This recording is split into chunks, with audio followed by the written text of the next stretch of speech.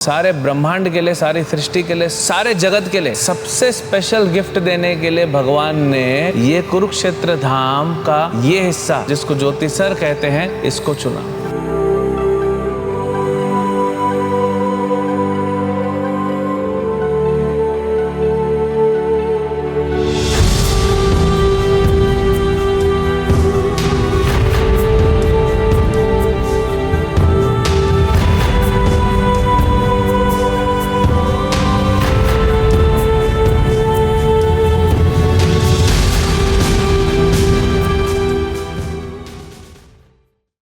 हरे कृष्ण।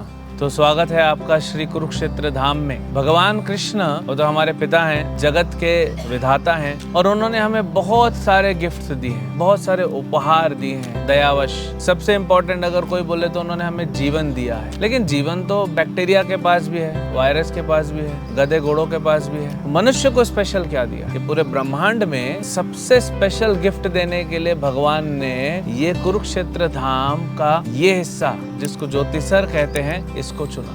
मार्गशीर्ष महीने की एकादशी, जिसमें हम गीता जयंती मनाते हैं, भगवान श्री कृष्ण ने सारे जगत के लिए, सारे ब्रह्मांड के लिए, सारी सृष्टि के लिए सबसे जो महत्वपूर्ण उपहार हमें दिया है वो है श्रीमद् भगवत गीता। और ये भगवत गीता इस स्थान पे बोली गई। यहाँ से कुछ किलोमीटर दूर इस तरह ब्रह्म सरोवर पड़ता है, जहाँ पे पांडवों की सेना खड़ी थी, और इस तरफ कुछ किलोमीटर जाएंगे तो कौरवों की सेना खड़ी थी। आप भगवत गीता में पढ़ते हैं, अर्जुन ने भगवान से कहा कि रथम स्थाप्यम यच्युता, कि मेरी रथ को स्थापित करो। कहाँ पे? दोनों सेनाओं के मध्य में। और ये दोनों सेनाओं का मध्य स्थान है, जहाँ पे भगवान ने भगवत गीता सुनाई। भगवत गीता ऐसा ग्रंथ है जिसकी महिमा हम गाने बैठे हैं तो हम गा नहीं पाएंगे, क्योंकि भगवान अनंत भी भगवत गीता की महिमा को पूरा नहीं गान कर सकते। इतना भगवान ने हमें दिया है। लेकिन अगर बेसिक समझेंगे भगवत गीता तो हमारा जीवन में उद्धार हो जाएगा। अब ये देखिए, ये स्थान क्या है? ये स्थान दोनों सेनाओं के मध्य का है। भगवान ने एग्जैक्ट ये स्थान चुना। अब ये देख रहे हैं वृक्ष, तो यहाँ पे अर्जुन की रथ को भगवान लेके आए। अब अर्जुन तो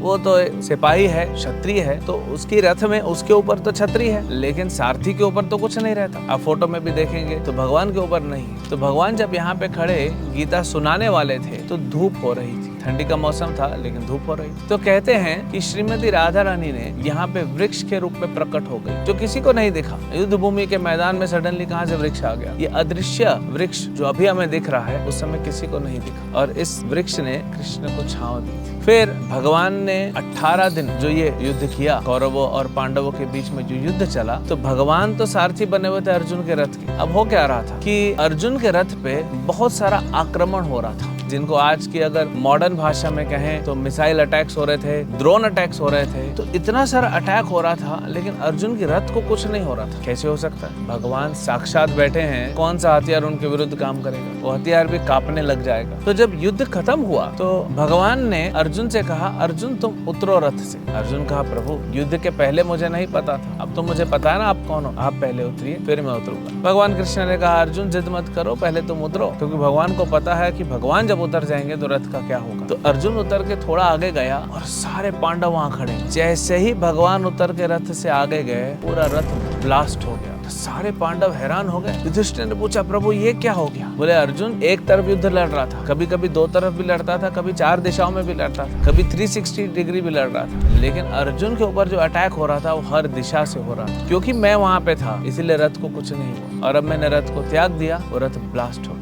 लेकिन सारथी जो होता है रथ के एक हिस्से पे अपना पैर रखता है। तो यहाँ तो सारथी पार्थ सारथी हैं, भगवान कृष्ण हैं। तो उन्होंने जैसे ही रथ पे पैर रखा हुआ था 18 दिन तक, वो हिस्सा रथ का वो बच गया। तो भगवान के चरण स्पर्श हो गए तो देखिए प्रलयकारी विस्फोट में भी वो हिस्सा बच गया। और ये जो आप देख रहे हैं पीछे, ये पत्थर बन चुका है। ये रथ का वही हिस्सा माना जाता है जिसपे भगवान कृष्ण ने अपना पैर रखा था। तो ये इतना महत्वपूर्ण स्थान है जिसके बारे में हम और चर्चा करेंगे। लेकिन शिक्षा क्या मिलती है? यहाँ भगवान ने गीता सुनाई। यहाँ पे आप सब आइए, पूरी दुनिया से लोग आते हैं, आप आइए और यहाँ पे बैठ के भगवान से प्रार्थना कीजिए, गीता का उच्चारण कीजिए। लेकिन आप बोलेंगे यहाँ तो 2, 3, 4, 5 साल में एक बार आ सकते हैं, इसमें क्या होगा? इसमें कुछ भी नहीं होगा, होगा थोड़ा सा, लेकिन यही फायदा आप अपने घर में भगवत गीता खोल के और रोज अगर गीता के श्लोका का उच्चारण करेंगे तो आपको यहाँ पे रहने का ही लाभ मिल जाएगा। अब कुछ लोग पूछते हैं कि जब भगवान कृष्ण ने गीता सुनाई अर्जुन को, बाद में कैसे रिकॉर्ड हो गई? यहाँ तो कोई था नहीं, रिकॉर्डिंग कैसे हुई? देखिए, भगवान कुछ कार्य करते हैं कहीं पे भी। चलिए एक उदाहरण देते हैं। अगर मुख्यमंत्री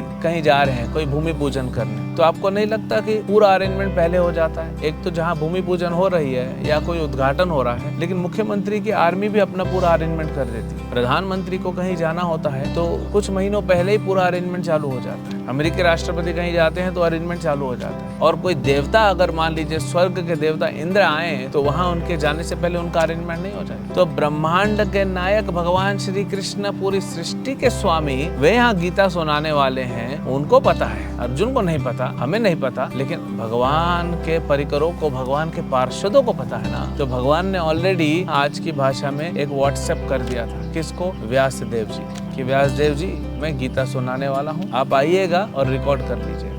एक प्रोटोकॉल होता है, कोई भी बड़ा गवर्नमेंट मिनिस्टर होता है तो उनका हर चीज रिकॉर्ड होती है। तो भगवान इतने महत्वपूर्ण उपदेश देने जा रहे हैं जिससे ये मनुष्य की काया पलट होने वाली है, तो भगवान क्या रिकॉर्ड नहीं करवाएं? तो यहाँ पे व्यासदेव जी का मंदिर है। कहते हैं कि व्यासदेव जी को भगवान ने बुलाया, यहाँ बैठे और व्यासदेव ने पूरा भगवत गीता को रिकॉर्ड कर लिया। ये तो भौतिक दृष्टि से। आध्यात्मिक दृष्टि से देखें तो अभी भी मान्यता है कि गीता के श्लोकों का यहाँ पे उच्चारण हो रहा है। जो भगवान ने वाणी बोली है वो अभी भी गूंजती रहती है। हम नहीं पकड़ पाते क्योंकि हम उस स्तर पे नहीं है, हमारी फ्रीक्वेंसी उस शुद्धता की नहीं है जो मैच कर सके। लेकिन भगवान के शुद्ध भक्त आज भी उसको सुनते। ये बहुत सिंपल स्थान था, अच्छा डेवलप हो रहा है, बहुत अच्छा होता है। यहाँ पीछे एक शिव जी का मंदिर है, वहाँ पे लिखा हुआ है आक्रमणकारी, जो बाहरी आक्रमणकारी आते थे उनसे स्थान की रक्षा करते थे शिव जी। शिव जी क्षेत्रपाल हैं, भगवान के धाम की रक्षा करने का जिम्मेदारी उनका है। तो कभी भी यहाँ आक्रमण होता था तो यहाँ से कहा जाता है शिव जी के मंदिर से बहुत सारे सैनिक निकल आते थे और आक्रमणकारियों को भगा देते थे। तो बहुत महत्वपूर्ण स्थान है और सबसे महत्वपूर्ण है भगवान ने यहाँ पे गीता सुनाई है हमारे उद्धार के लिए। तो आपके पास भगवत गीता नहीं है तो लीजिए, है तो रोज पढ़िए, रोज उच्चारण करिए, समझिए, अपने जीवन में अप्लाई कीजिए। भगवान को प्रार्थना कीजिए कि जैसे अर्जुन को गीता समझ में आई, हे प्रभु हमको भी वैसे ही भगवत गीता समझ में आ जाए। हरे कृष्ण।